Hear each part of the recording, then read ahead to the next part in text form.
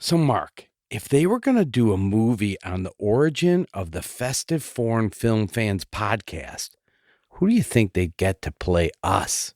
Bob, they've already done that movie. They made a movie about us? Dumb and Dumber? No way. Well then, good day, mate. The following podcast contains graphic descriptions of international celebrating and global merrymaking. It may not be suitable for angry or unhappy audience members. Listener discretion is advised. You've been warned. Have you ever seen any of those foreign films? I don't like them.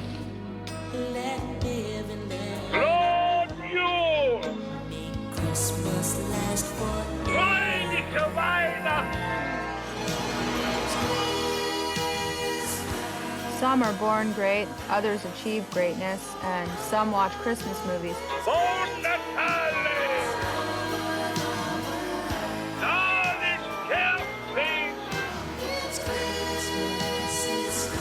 We are the wild and crazy guys. Well, they're both festive, aren't they?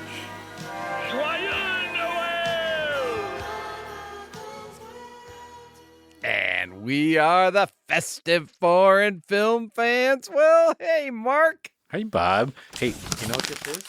What's that? That's paper. Do you know why paper is important, Bob? I think I do. And the reason why is it's our first anniversary just on the horizon. It's coming, and paper is the traditional first anniversary gift. So, all our fans can't wait to get all your paper sent to us. But yeah, we are 2 weeks away from our anniversary. I mean, can you believe it? I can't. And Mark, you went for the paper anniversary. What about me? What do you think? The birthday suit. That's what I'm wearing. I'm wearing my birthday suit. We started this concept, and it's surprising just how much we've learned, how much we've seen, right? We've done European countries, but we haven't done even some likely easy ones like England and Germany. So I think we've gone wide in what we've learned. Have you been surprised at some of the countries we've been able to find? That's Absolutely. The thing. That's the stunning thing. I like things that, like even tonight, Thailand. Right. When we started, I thought it's going to be very European centric. Yeah, and we're still always looking for new movies for our second year. But yeah, it's excited. But should we talk about our film tonight? Yes. Want to watch a Christmas movie? Christmas movies are our bread and butter. We eat Chinese food and watch Christmas movies. I heard it's the best Christmas movie since Home Alone. So tonight our film is multi-layered. It's from Thailand. It's Rak haeng Siam. But I don't think I did that really well. So I'm going to use the English version of The Love of Siam. It's from 2007. But our film is like some multi-layers. It's drama, it's romance, it's music. There's a strong emphasis on families and friendships. And it's a little controversial. For our listeners, this is a long movie. It's about 3 hours. And isn't it almost like two stories? From a film perspective, right, I thought it was interesting that they actually break up the film and they run credits after like the first, about hour and a half. So was it that long into it? Wow. Or maybe an hour, but yeah, it's pretty far, yes. And so we'll talk about it a little bit, but there's sort of this youth portion where our two main people, Mew and Tong, are growing up, and as they sort of end their childhood, there's a song played, and all of a sudden these credits start coming up. I think I look at it as three stories. You could make the argument too, but I think it's the youth, it's the high school, and then it's sort of like at the end there, what's going to happen as adults. But the actors' names, the first one is Jara La Angama, also nicknamed Kayo. He's an actor and singer. He starred in the movie at the age of 5 and has starred in several Thai films. And so he plays the young Tong, and he's appeared in soap operas and TV dramas, but no English speaking roles. The young Mew, is Artit Nakaromi. Nakrukan. He is Artit is known for this film and one other Thai film that is in English, and it's called Keep Running Zombie Soldier from 2015. So those two actors play the young versions of our main characters. And good. They were good. Oh, they were sweet. Yeah. They're so cute. Now, the other two actors who are now playing the adult version is Mario Maurer. He plays Tong, and he is a Thai actor and model. At 16 years old, he was approached at Siam Square, where this film is centered around. Yeah, really. Yeah. Right, to try out modeling. From then on, he started doing photo shoots, commercials, music videos. He made his feature film debut in Love of Siam and won Best Actor Award in the Star Picks Thai Film Awards. He also starred in Thailand's highest grossing film of all time, Pete Mok, and teamed up with his older brother Marco, a Thai rapper, in hip-hop duo Pei Chow and Little Mario.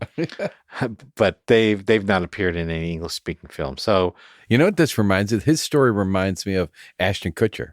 Walking through a mall and gets discovered by a model, and the same thing. Yeah. Now, the actor who plays Mew. Here you go, Mark. I would actually call this guy Mr. No Vowels, but his name is Wisit Hermawanawonkel. We're getting letters on that one. I know we are. Well, I feel good about the Witwist, but it's the last name, Herwanawako. Anyway, thankfully he has a nickname called Pitch. But he's a Thai actor and singer. He's best known for his role as Mew in his leading role, where he won several newcomer awards. He was discovered at age 12 in his hometown by the writer and director of this film. What's interesting is we'll talk a little bit about this band in the movie called August, right? But he also launched a real band called August, and they were so comfortable with each other that they began singing and playing in Love Siam's promotional events. So August has actually released 4 albums. Yeah. So the movie spurred a band. Yeah, a very good band. So let's talk about this movie a little bit. Mm-hmm. So like I said, it is a little long, and I don't say that as a good or a bad. It's just sort of, if you're going to watch this, maybe pack an overnight bag.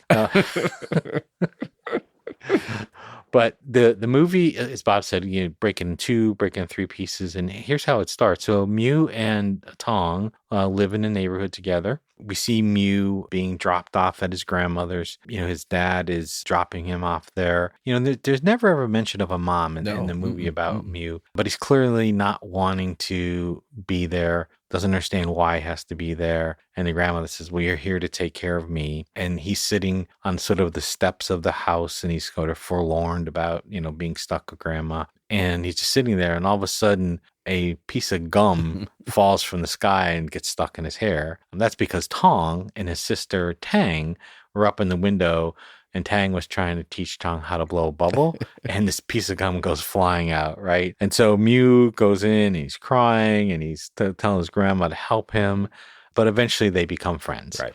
They start going to school together, and Mew actually gets defended by Tong, so the boys are picking on Mew, and Tong comes in, steps in, and sort of beats them off with a plunger. Which for doing that, they actually beat up Tong. Yeah. And so now Mew appreciates that Tong has defended him, and, says, I'm sorry that you got beat up. And he's like, well, that's okay. I spit gum in your hair.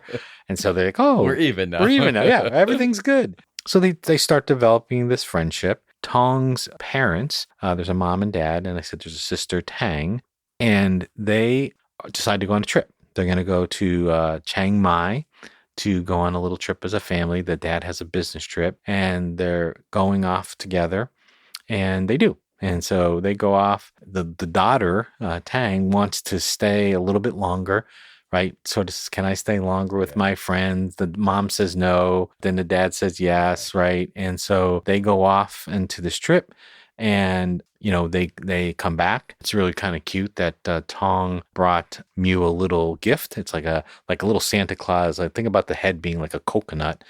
And they play a little game that Tong's family does all the time, where they do sort of like a treasure hunt. Yeah, right. That's great. Yeah, it's cute. Yeah. So he hides all the different pieces of the Santa Claus, except where the last piece of is, which is the little red nose for the Santa, where he's hid on this little treasure map, the tree is dug up and destroyed.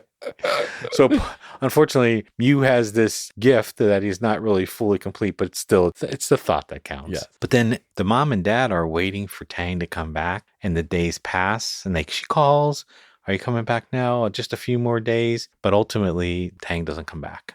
And so now the family's heartbroken. The dad is like, "Oh my God, what did I do? I should never let her do this." So and it's really heartbreaking because you could see something like that happen. Oh, the daughter, dad's a softie. I'm going to get him. I'll be able to stay with my friends. And so he feels totally responsible. Totally responsible. So they go back to Chiang Mai. They leave Tong with Mew and his grandmother, which really starts for them to bond even a deeper friendship, right? And it's funny how quickly it's like, so Tong took care of Mew when he's being bullied. Now Mew is helping Tong and comforting him and wondering, is his sister going to return? And the parents do return, but without Tang. Mm-hmm. So she's not coming back. They don't think she's coming back. They don't know where she is. So the dad obviously he's upset. The mom is breaking down. The dad starts to drink. I think his name is Korn in the movie. And this happy family that used to pray together and play games together is now just torn apart. Yeah. They're devastated. And that's exactly what I was thinking. You get to see some scenes where they're all together and they're having fun and all that. All of that goes away. Yeah. And who wouldn't be exactly the same way? And so Tong's family decides to move away, right? They don't want to be in the house where they were together as a family. And Tong and Mew have to say goodbye. And they really do a lousy job of saying goodbye. But at the same time, they're kids, right? And so they don't get all the emotions. And so as sort of the first part of the movie ends, it's sort of their childhood days. Mm-hmm. You fast forward now, and now they're teenagers. They're both in separate high school. There's a lot going on in each of their lives. For Mew, right? He has a new neighbor, a girl who's moved in. He's very much into music that he learned from his grandmother. Tong, meanwhile, is dating a girl. It translates on the subtitles as donut. And I'm like, wait, is there another way to pronounce those letters? And so anyway, Tong is with donut, as I often am. And, he's hanging out with his friends and his dad. His dad is still drinking. But so now they're having their separate lives and by chance bump into each other. Yeah. Tong actually goes to buy the CD of this group, August. And the guy says, "Oh, you just missed them. They were just here. All the CDs are sold out." And he kind of runs down and he sees Mew and he's like, "Hey man, what's going on? Right? You're my friend, right?" And so they're now sort of reconnected and they start to kind of hang out. Tong comes over to Mew's house and sees that he still has a picture of them as kids, right? Sees that they still have that toy, right, that he got without the nose. He still has that. And so, Tong they both start to realize just how good friends they are. And there's this really kind of tender moment early on in the movie, or it's maybe they're in their teenage years, where they're kind of sitting outside. They were supposed to exchange the CD, or give him a CD, but they didn't. But Mew asked Tong, do I have something different about me? Am I different? And Tong was like, well, no, like, you're not strange to me. Like, I like you the way you are. And they sort of look at each other. And in this point in the film, you're not really sure what that difference is. Right. And we'll learn a little bit about what that is in the future. But I thought it was like sort of a little bit of foreshadowing of their relationship and where it was going. And so Mew asked Tong, if Tang was here, if she walked in the room today, what would you ask her? And he said, well, I'd ask her why. Why'd you do this to me? Why'd you do this to our family? And Mew was like, it's not her fault. Like, why are you blaming her? So out of that, he sort of starts developing these songs about being apart. And, it's nobody's fault. And there's, separation can also mean love. You have to stop loving someone. And so that is sort of the next evolution of their relationship. So Tong is hanging out with Donut, right? we meet Ying, who is the across the street neighbor of Mew. She is infatuated with Mew, right? You know, do you see her room and it's covered pictures of him? She's reading a book, 99 Ways to Have Somebody Fall in Love with You. So funny. You know, it's like steal 3 hairs from his hat and put it in a teddy bear, take his shoes and flip them upside. But she's infatuated with him. Mew doesn't know that, right? He thinks they're just friends. We meet Ying. So she wants to become Mew's girlfriend, but Mew is just really into his music and just sort of like, you know, I'm going to stay out of this. You know, I'm not really interested in girls at the time. They're at a restaurant and Mew is eating with June, the other band members, and a piece of gum falls out of her mouth.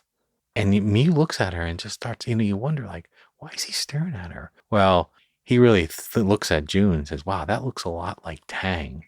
When Tang was you know, Tong's sister. And so he goes and he gets Tong and invites him to dinner and with everybody. And afterwards she's like, what do you think? Do you think that looks like Tong? And or Tang rather? And Tong's like, absolutely. Oh my God, it's like scaring me.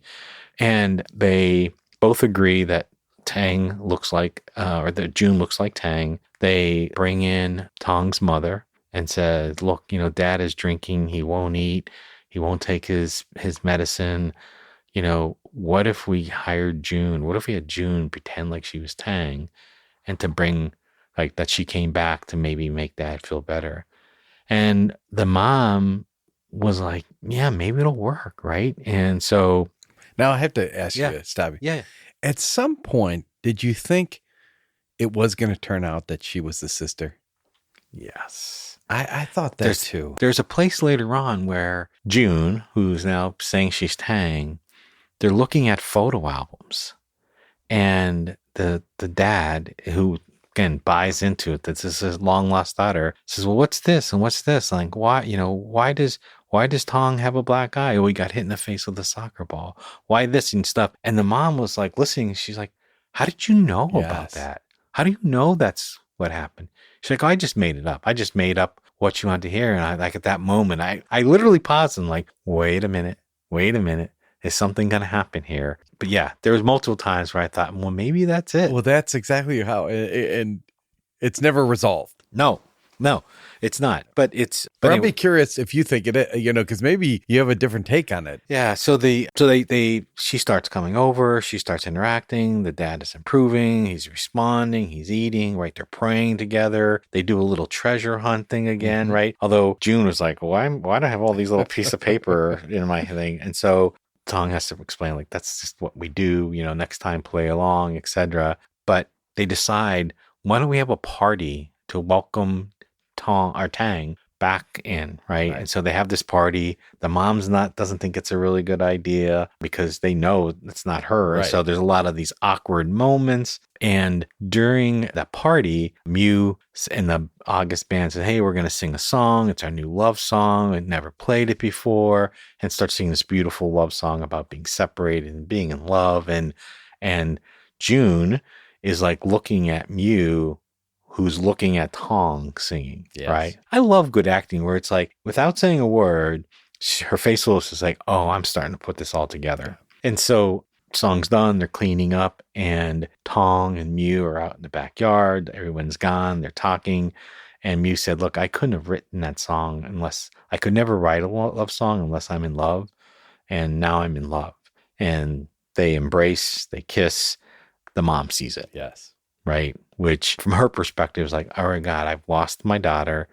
Now my son is pursuing what she believes is a wrong path, is the wrong thing to do. And so. And we're pulling this ruse on my husband. Pulling this ruse. Yeah. Right. Exactly. And so and this is the part of the movie too, where I'm like, oh my gosh, I didn't like what happens now, but she confronts Mew and says, you have to stop. You cannot be with Tong. Like I've suffered enough, she says. I suffered enough. I want him to have a future. I want him to go to college and get a good job and have a wife and have children. So if you love him, you won't be doing this. And that's where, to me, like I said, that was maybe where I'd say now a third section comes in. But Because that's a tough one too. yeah. I mean, it's emotional from all different angles, right? Yep. Meanwhile, June finds out that the mom has told Mew, you can't come near Tong. And June says, what are you doing? Why would you do that to him?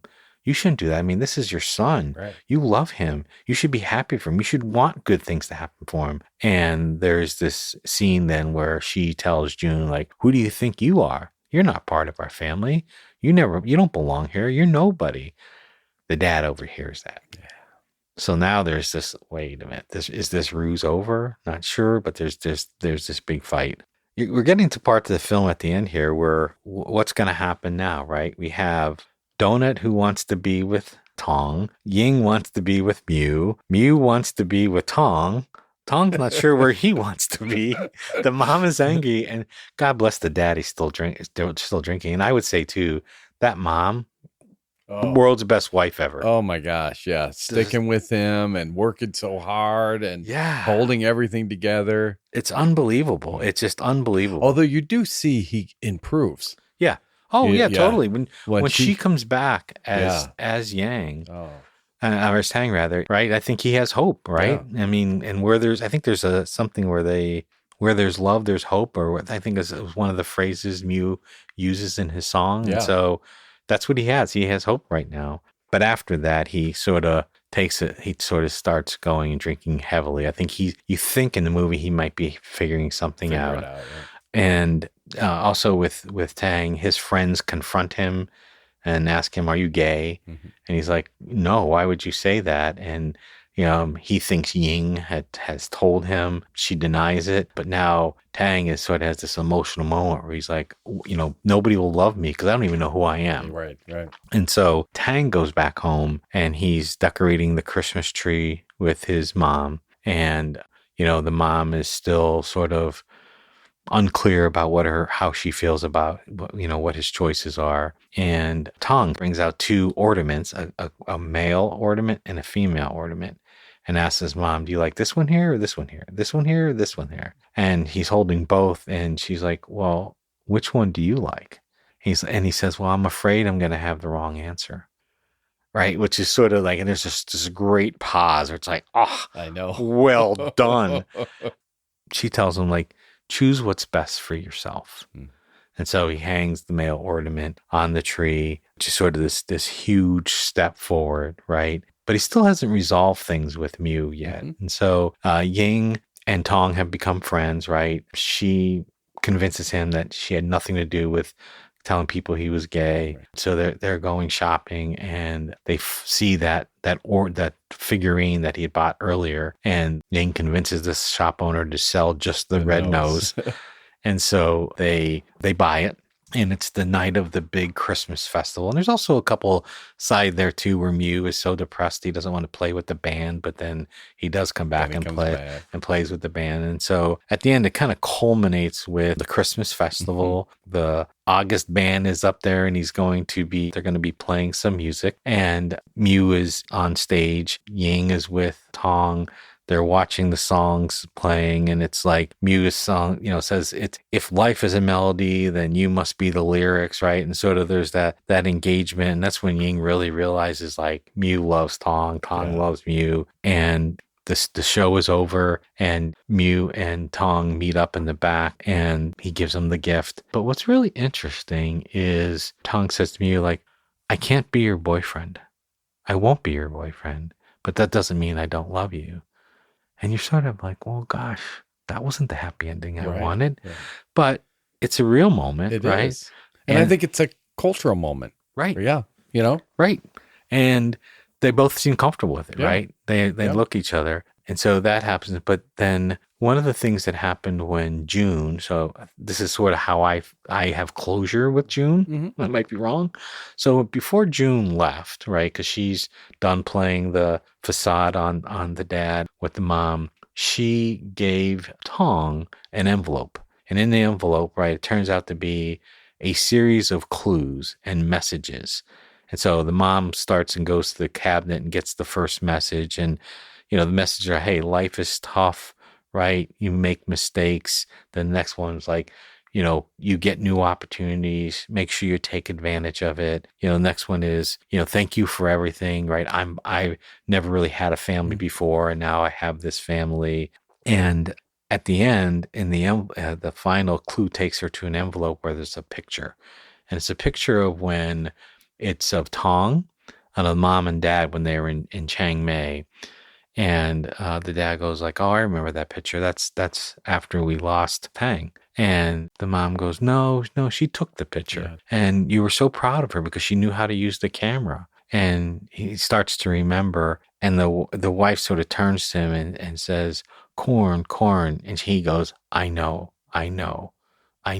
So I took that as he knows that it was a facade, knows it was a trick. And in the meantime, you see June on the bus going away. And and I thought the same thing. Okay. Yeah. Because I thought maybe you saw something that was different. No. Oh, well, I guess unresolved. I thought I misunderstand. We know that's not the sister. It's not her. Yeah. Okay. Yeah. And so, I think in the end, right, Korn and the mom, right, just they, realize it's the three of us now together as a family. And that's sort of the movie ends.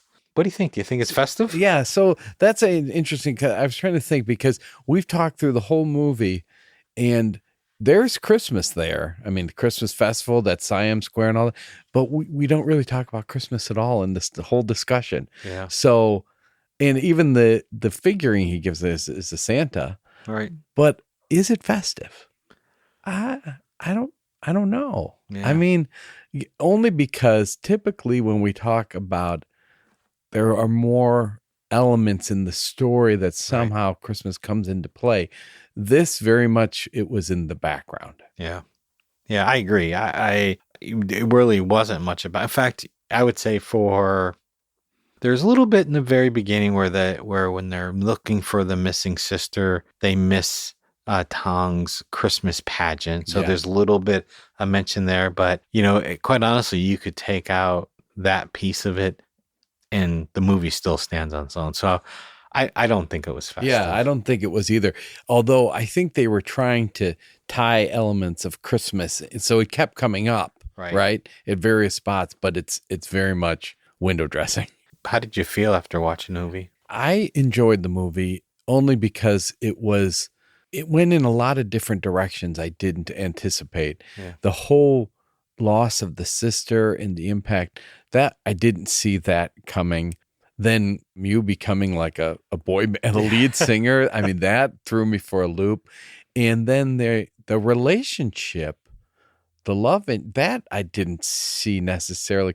As the film evolves, you start to realize that's where it's going. But I wouldn't say from when they were kids or any of that. You almost thought it was just going to be a coming of age kind of story. And so it had a few storylines. And then the whole, the ruse, that was unusual too. It was. That stressed me out. Yeah. The whole ruse, because I thought about the emotion, and I think there's even a piece in the movie too where June, again playing Tang, says like, did this really solve anything? Yeah. Did this really, I mean, yeah, maybe it solved his mental health, but did it really solve your problems? So at times I felt stressful. Well, and like it kept raising this question of, is she or isn't she? Yeah. And then wasn't there like a couple at the party that's their cousins or whatever, and weren't they going like, why did you leave? Like is what you would think. Somebody's bound to say, well, great, you're back, but why the heck did you go? Yeah, there's the whole backstory she made up too, that she got hit by a car and she was raised by some tribe where they couldn't speak English, and it's like, or they couldn't speak the same language, they couldn't communicate. But yeah, I mean, I there's times when I enjoyed the movie, there's times when it stressed me. I'll tell you this though. First time I watched it, I was like, I don't like this movie. But the second time I watched it, I actually came around a little bit and said, there are pieces of this that are endearing. Would I watch it again? I don't think so. Would I recommend it? Maybe. I'm not sure. What about you? Would you watch it again? And again, and I think this is probably the first time 2 of our episodes in a row, I'm not sure I would either. Yeah. I did say, though, even the first time going through it, there were parts I did find endearing. And the only way I would recommend this is it kind of was interesting in terms of Thailand. Yes. seeing parts about Thailand and learning about that. That I found interesting, but maybe because I didn't find it all that festive, it was an interesting. The storyline, kept my attention, but overall, I think it was good to watch. Yeah. That's how I felt too. But I do like how they say Merry Christmas in Thai. Well, I want to hear you say it. Okay, ready? Yes. Suk Sang Wan Christmas. You do that pretty well. Suk Sanwan Kismas. Christmas. Yep. So most of Thai are Buddhists, and Christmas didn't exist in their culture. They use the word Christmas because there's not an equivalent, right? And so to say Merry Christmas, you first say Suskan, Sukan, which is happy for any holiday, and then the day Wan is the day. So happy day Christmas. Suksan Wan Christmas. The emphasis at the end. So so it's interesting that they actually have to use the English word Christmas because they don't have one. Right. Yeah. Exactly. Yeah. Yep. I think we saw that in a different language too. I don't know if that was in Taiwan. I think so.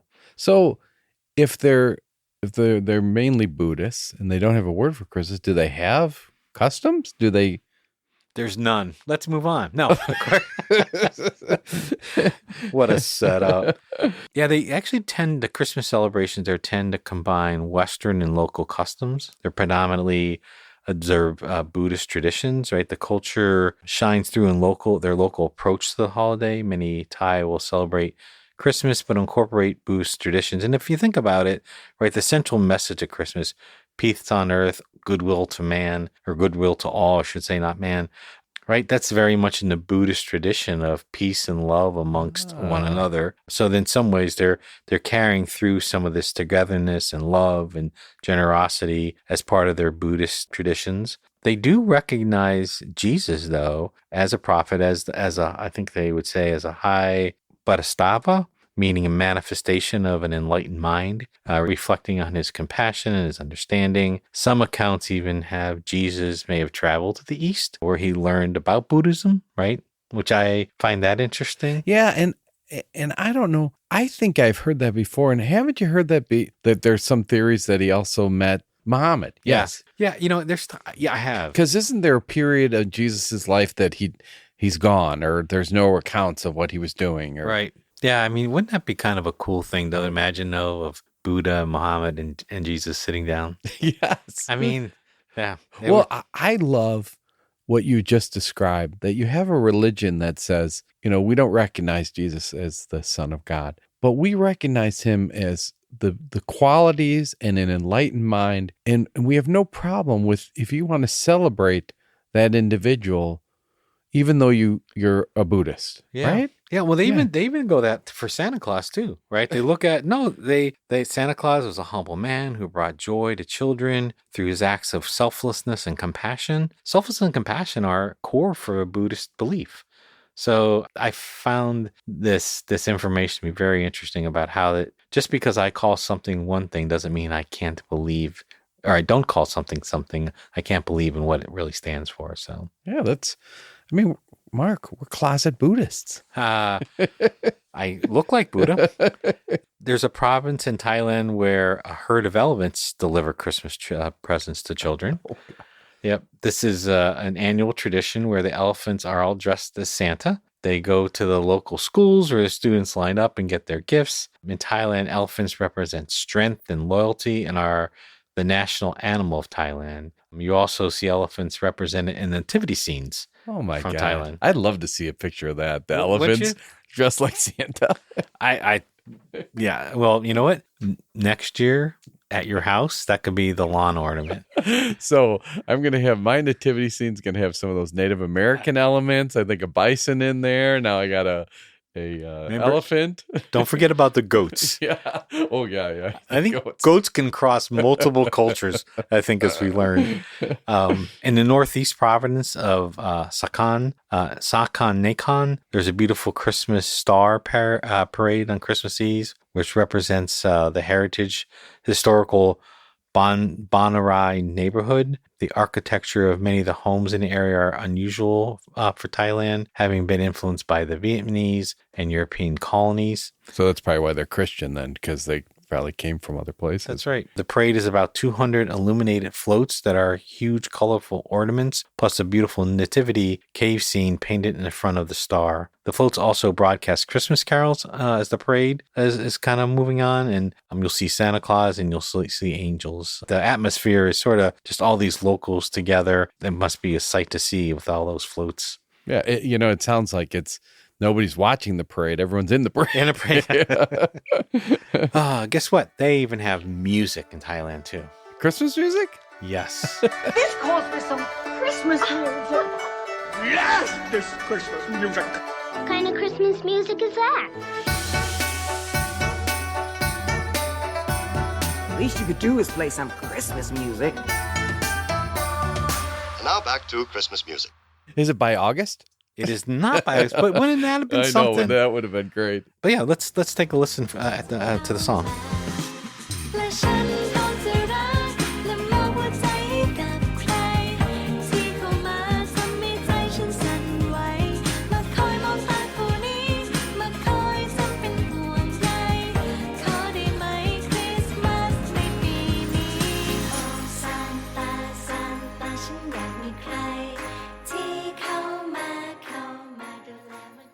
So that song is called Oh Santa. And, it's by an artist called Pak Bong.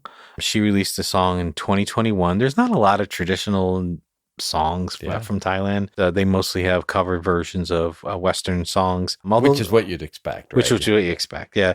The song, I think the themes in it's really describes how she's trying to make a wish from Santa to finally find love and laments that she doesn't want to be alone anymore, which I think it's interesting, right? Because there's certainly elements of loneliness in today's movie. Oh, yeah. Yeah. So she's reminds me of the Mariah Carey of Thailand.